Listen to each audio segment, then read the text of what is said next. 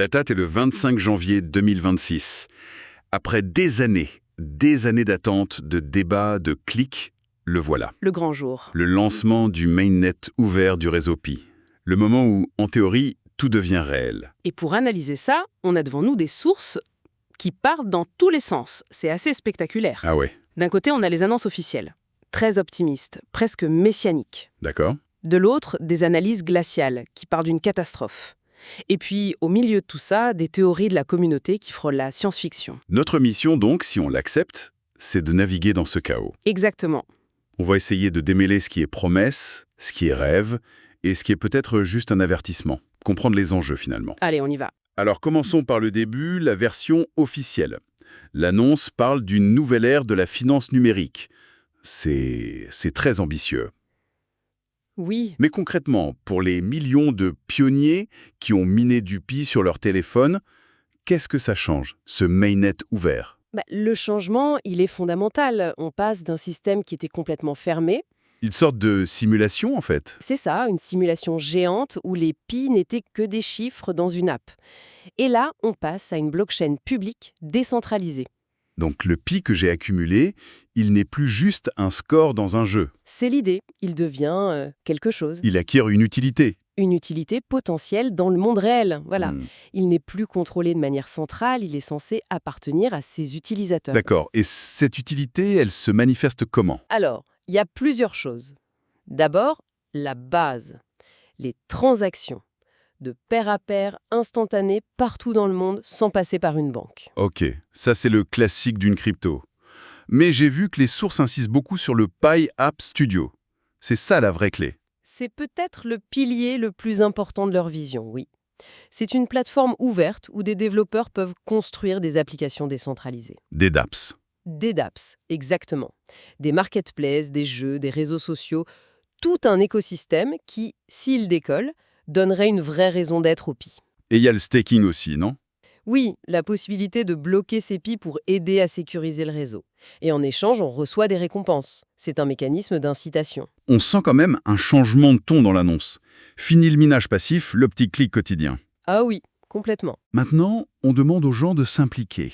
L'appel à l'action est très clair. Il y a même une sorte de checklist à suivre. Et la première étape, c'est ce fameux KYC. Le KEN, Know Your Customer. C'est l'étape cruciale. Sans ça, Tout ce qu'on a accumulé ne vaut rien. Ça reste bloqué. absolument. C'est le ticket d'entrée pour que les Pi deviennent réels. C'est une barrière, mais c'est aussi ce qui garantit, selon eux, un réseau d'humains unique. D'accord.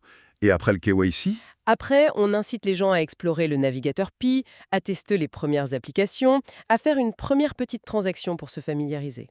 Le message, c'est vraiment « l'outil est là, maintenant c'est à vous de jouer ». Bon, ça c'est la vision optimiste. La carte postale.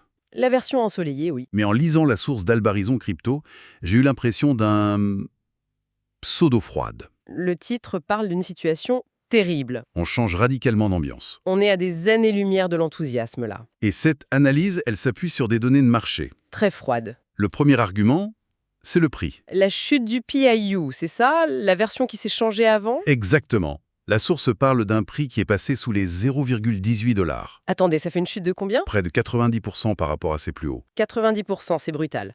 Surtout, comme le dit la source, à un moment où le reste du marché crypto commençait à relever la tête. C'est ça qui inquiète. C'est un décrochage complet. Mais au-delà du prix, il y a des accusations plus graves sur des problèmes internes. C'est-à-dire, La source affirme qu'une partie technique importante de l'équipe de base aurait tout simplement quitté le projet. ah oui, quand même. Et ça, c'est juste une rumeur ou il y a des conséquences visibles? Alors, la source avance une preuve technique sur Piscan, l'explorateur de la blockchain. Oui. Il y aurait un retard de 18 jours dans l'affichage des données de migration. 18 jours. Pour un projet qui vient de se lancer, c'est énorme. C'est un très très mauvais signal.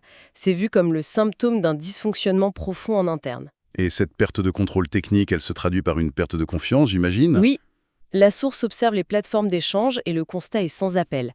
Le volume de transactions est au point mort. Personne n'achète, personne ne vend. C'est ça. Les gens observent, mais ils sont déçus, méfiants.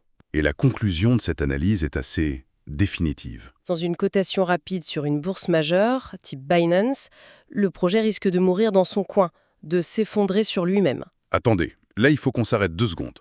On vient de parler d'un prix sous les 20 centimes, de confiance au plus bas.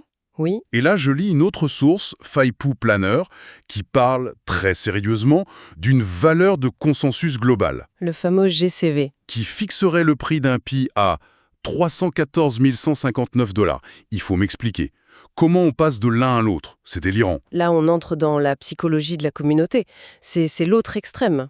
C'est le moins qu'on puisse dire. Cette idée du GCV, elle est portée par une frange très très active de la communauté.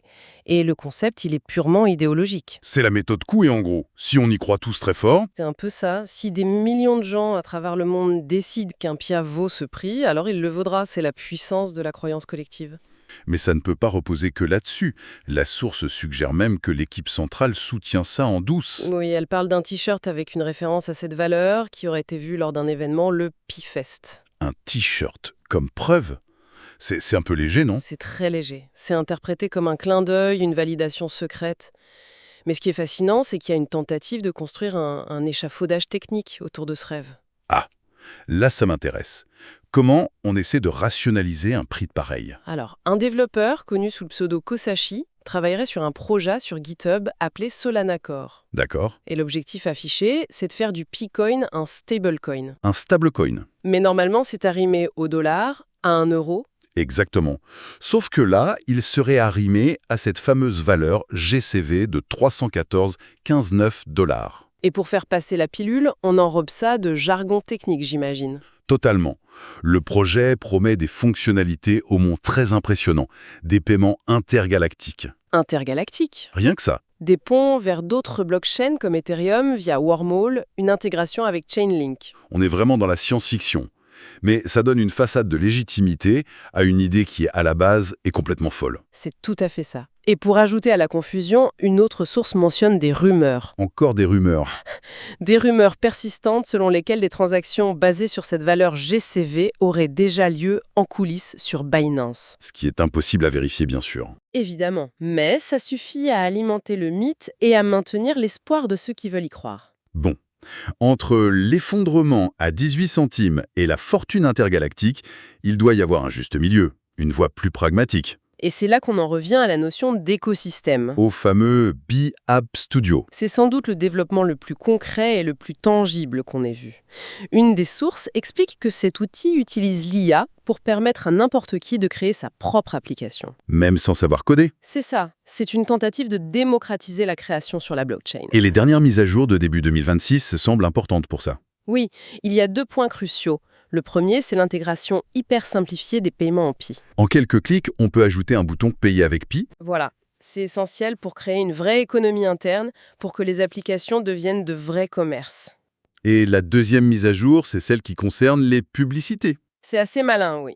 Les utilisateurs qui ont peu de Pi peuvent regarder des pubs pour gagner des crédits. Et avec ces crédits, ils peuvent payer les frais de leur application. Exactement. Ça lève la barrière financière, ça encourage tout le monde à expérimenter, même sans capital de départ. C'est une approche très Web 2 pour construire un écosystème Web 3 finalement. Complètement. Mais au-delà de ces applications pour le grand public, j'ai vu une note sur l'USDT. On prépare le terrain pour quelque chose de plus, financier. Oui, et c'est une étape technique majeure qui est un peu passée sous les radars.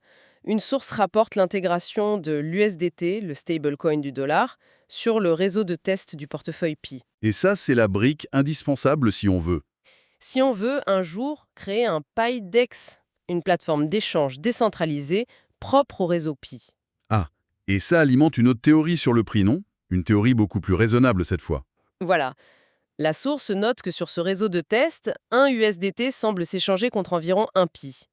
Ce qui a immédiatement lancé la spéculation sur un prix de lancement possible autour de 1 $. C'est ça, on est très loin des 314 000 $ du GCV, Heureusement.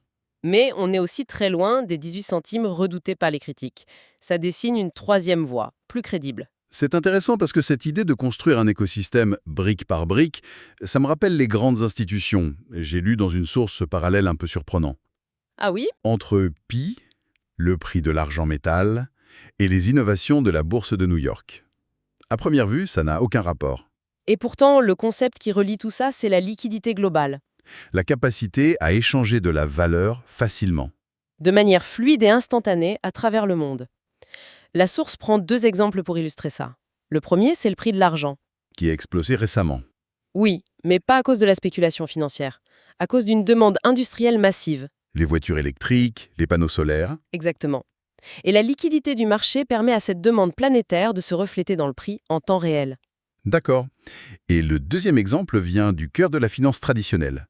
Wall Street se met à la blockchain. C'est l'autre grande tendance, le New York Stock Exchange, le NYSE, développe activement une plateforme blockchain pour échanger des actifs tokenisés. Transformer des actions en jetons numériques. C'est l'idée, pour qu'on puisse les échanger 24 heures sur 24, 7 jours sur 7, avec un règlement en quelques secondes au lieu de plusieurs jours. C'est une révolution pour eux. Et c'est là que Pi pourrait trouver sa place. C'est la connexion que fait la source.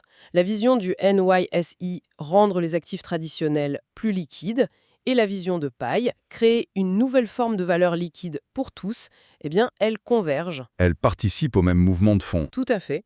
Et avec son KYC obligatoire qui garantit une identité réelle, Pi se positionne d'une manière qui est compatible avec cette finance de demain, plus transparente. Donc, la vision un peu folle, c'est qu'un jour, avec les pi de mon téléphone, je pourrais acheter une fraction d'actions Apple tokenisée sur la plateforme du NYS.